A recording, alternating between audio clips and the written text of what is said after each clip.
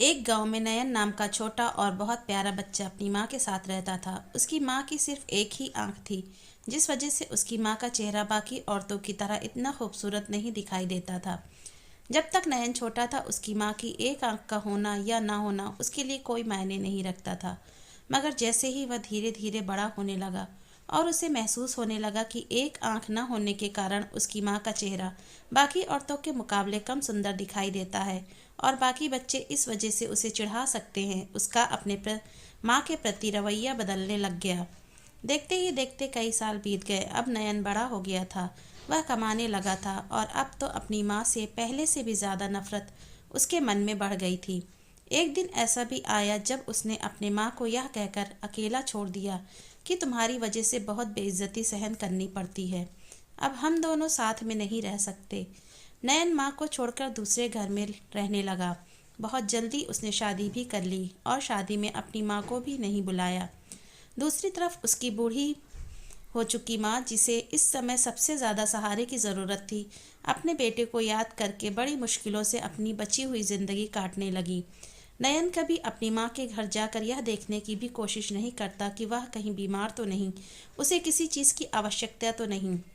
अपने बेटे को याद करके बूढ़ी माँ बीमार भी हो गई और धीरे धीरे इसी गम में मर भी गई। मगर मरने से पहले नयन की माँ ने उसके बेटे के लिए एक पत्र लिखा और किसी के हाथों उस तक पहुंचा दिया। जब खत नयन तक पहुंचा तब उसे पता चला कि उसकी माँ इस दुनिया में नहीं है। उसे थोड़ा दुख भी हुआ और उसने खत को खोलकर पढ़ना शुरू किया। उसमें लिखा था, बेटा, तुमसे या ज़िंदगी से कोई शिकायत नहीं है। मैं जल्द ही मरने वाली हूँ और अब जब मैं भगवान से मिलूँगी तो मैं उनसे तुम्हारी सुख और सेहत के लिए प्रार्थना करूँगी। बेटा, मैं मरने से पहले तुम्हें एक बात बताना चाहती हूँ। मेरी एक आंख न होने से तुम मुझे ज़िंदगी भर नफरत करते रहे, मगर इस एक आंख का न होने का कारण मैंने तुम्हें कभी नहीं बताया। जब तुम छोटे थे, खेलते खेलते तुमने अपनी आंख में घाव लगा लिया था।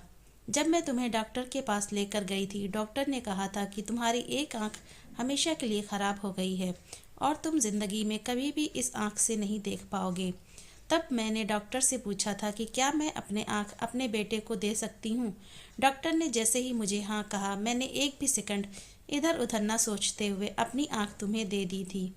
मैं तुम्हें यह बात कभी नहीं बताती, मगर मैं यह नहीं चाहती थी कि तुम मरने के बाद भी मुझे नफ़रत करो, इसलिए आज मैं यह बता रही हूँ।